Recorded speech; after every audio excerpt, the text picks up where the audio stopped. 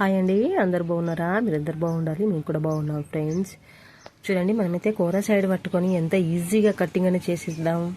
చాలా ఈజీగా ఉంటుందండి. మీరైతే ఏమీ టెన్షన్ పడద్దు, ఎందుకంటే ఏమాత్రం మైండ్ మీద లోడ్ పడకుండానే చక్కగా కటింగ్ అనేది నేర్చుకుంటారండి.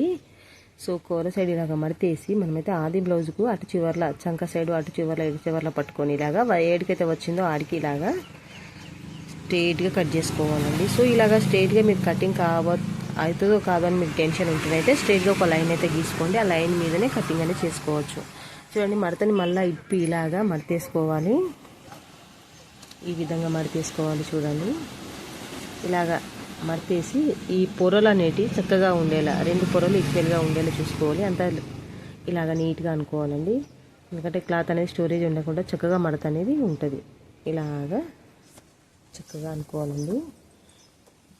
చూడండి, మనమైతే ఆది బ్లౌజ్ ఉంది కదా, మనకి బ్యాక్ పార్ట్ ఎంతవరకు కింద కుట్టుకు మీద కుట్టుకు వదులుకొని ఇలాగ కటింగ్ అనేది చేసుకోవాలి. సో ఇది కూడా క్రాస్ కటింగేనండి. ఇలాగ స్ట్రైట్గా కట్ చేయాలి.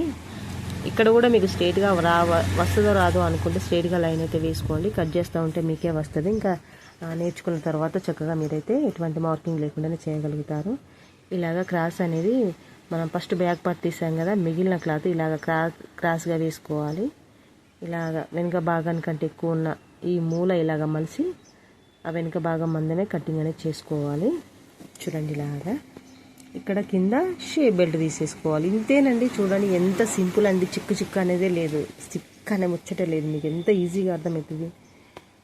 చూడండి, ఇటు మనమైతే షేప్ బెల్ట్ తీసేసాం కదా, షేప్ బెల్ట్ కావాల్సిన షేప్ అయితే తీసాము. ఇక్కడ చూడండి, మనమైతే ముందు గల్లా ఇలా కొలుసుకుంటే సరిపోతుందండి. తక్కువ ఉన్నదంటే కిందికి జరపాలి, గల్ల ఎక్కువ అవుతుందంటే మీదికి అనుకోవాలి. అంతే. అది బ్లౌజ్ గల్ల బట్టి చూసుకుంటే సరిపోతుందండి. ఇక్కడ రౌండ్ అనేది స్టార్టింగ్ మంచిగా ఎక్కువ కొంచెం దానికి ఎలాగంటే సరిపోతుందని మనకు తెలుస్తుంది కదండి, అలాగా.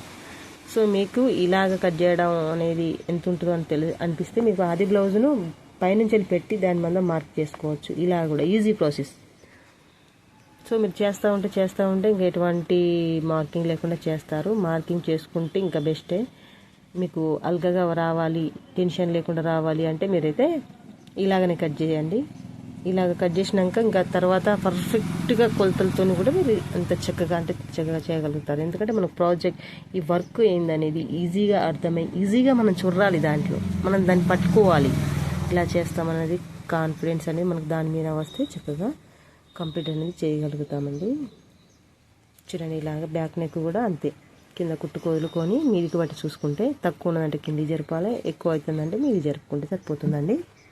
ఇక్కడ చూడండి, షోల్డర్ భుజం కొలత తీసుకొని అటు కుట్టుకు ఇటు కుట్టుకు ఎట్లాగో మనం దాని మనం చూస్తాం కాబట్టి ఇంకా చూడండి, ఇలాగ చంక డౌన్ అనేది తీసుకోవాలి. ఇలాగా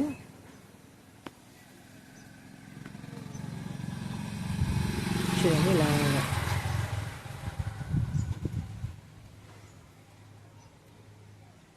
ఇలాగా అంత చక్కగా మనకైతే ఎటువంటి లోడింగే అవసరం లేదండి. ఇలాగ ఎక్స్ట్రా ఉన్న కింది పార్ట్ కంటే ఎక్స్ట్రా ఉన్న క్లాత్ దాని మందం కట్ చేసుకుంటే సరిపోతుంది.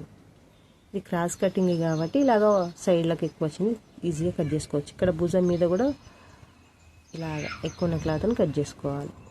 తగ్గట్టుగా కింది పార్ట్ మందం కట్ చేసుకోవాలి చక్కగా. చూడండి, ఇంత సింపుల్గా చేయగలుగుతాం. ఇంకా సైడ్కు పట్టుకొని చూసుకోవాలండి ఒకసారి.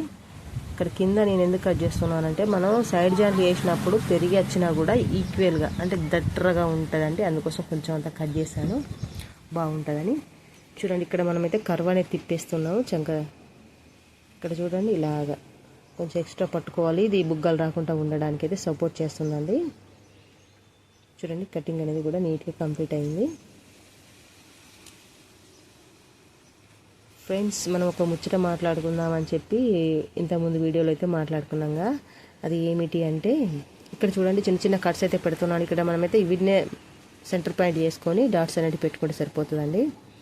సో నాకు తెలిసి ఒక పెద్ద ఆవిడైతే అత్తమామలండి, కోడళ్ళ వచ్చినాక అత్తమామలకు కోడళ్ళ మీద అత్తమామలకు, అత్తమామల మీద కోడళ్ళకు ఒక టెన్షన్ అయితే స్టార్ట్ అవుతుంది. కొన్ని కుటుంబాలలో, కొన్ని కుటుంబాలలో కావు. కానీ అయితే అర్థం చేసుకుంటే అది ఏది రాదండి. ఇంకా నేనైతే ఒక ఆంటీని చూశాను. సో వాళ్ళు మంచిగా చేతనైనప్పుడు చేసినప్పుడు ఎటువంటి ఎక్కువ డిస్టర్బెన్స్ అయితే లేదు, మామూలుగా క్యాజువల్గా వస్తూ ఉంటాయి. అది సర్దుకపోతారు ఎవరైనా. ఇంకా కొంచెం వాళ్ళు చేతగానట్టు అయినాక వాళ్ళని ఊరికనే తిని కూర్చుంటారు కూర్చుంటారని కోడన్లు అనడం వల్ల సో ఆవిడైతే చాలా ఇబ్బంది పడ్డది. అలా అనకూడదండి. సో ఎవరమైనా వయసు పడ్డాక ఎవరికి చేత కాదు, ఆ అత్తలకే కాదు, మనం కూడా అత్తలం అవుతాం, మనం కూడా వయసు పడ్డాక చేత కాదు. కాబట్టి ఎవరైనా వయసు పడ్డాక చేతనైన రోజులు ఎవరైనా చేసుకోవాలనే ఉంటుంది, చేస్తారు. చేతగానప్పుడు అది అత్తలైనా సరే, కోడన్లైనా సరే, మన్మరాన్లైనా సరే, మన్మలైనా సరే, ఎవరికైనా వయసు పడ్డాక ఖచ్చితంగా చేత కాదండి. దాన్ని దృష్టిలో పెట్టుకొని వాళ్ళ పట్ల ఒక పద్ధతిగా ప్రవర్తించాలని నా ఉద్దేశం. సో నేను కూడా ఒక కోడల్నే కాబట్టి చెప్తున్నాను. మనం కూడా ఒక ఏజ్ వచ్చినాక చేతగాని స్టేజ్ అంటూ ఖచ్చితంగా ప్రతి మనిషికి ఉంటుంది.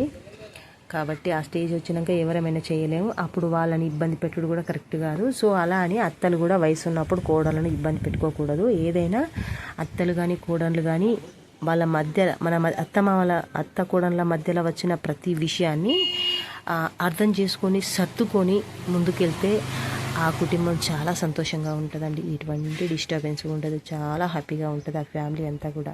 అటు కొడుకు వేటు పడది, ఇటు కోడలకు వేటు పడది, అత్తకు వేటు పడది, మామకు వేటు పడది, అందరూ కూడా బాగుంటారు. అర్థం చేసుకుంటే సరిపోతుందండి. అర్థం చేసుకుని అడ్జస్ట్మెంట్ సర్దుకుపోవాలి, అదే మెయిన్ పాయింట్. ఎంత చక్కగా ఉంటుందండి ఆ కుటుంబానికి. ఎవరు ఏలు పెట్టి చూపలేరు. ఎవరన్నా వచ్చినా ఎదుర్కొనే అంత కుటుంబం మొత్తం ఏకమై ధర్మేయచ్చు, అంత స్ట్రాంగ్ ఉంటుంది. కాబట్టి అత్తమామలు ఏమన్నా ఇబ్బంది పెట్టిన కోడళ్ళకు వాళ్ళకు మనము వాళ్ళ వర్షన్లో, అంటే వాళ్ళు ఏ పద్ధతిలో మాట్లాడుతున్నారో వాళ్ళ రూట్లోకి వెళ్ళిపోయి ఇలా కాదు ఆంటీ గారు, ఇలా కాదు మామయ్య, ఇలా కాదు అత్తమ్మ అని వాళ్ళకి క్లారిటీ ఇస్తే చాలా బాగుంటుంది. అంటే వాళ్ళ మీద పెత్తనం విధంగా కాకుండా మనం ఒక కోడలు అన్న బాధ్యతతోటి వాళ్ళకు మనం వాళ్ళ వర్షన్లో చెప్తే చాలా చక్కగా వాళ్ళు కూడా అర్థం చేసుకుంటారండి. సో వాళ్ళు కూడా వింటారు, వాళ్ళ బిడ్డలాగా చూసుకుంటారు.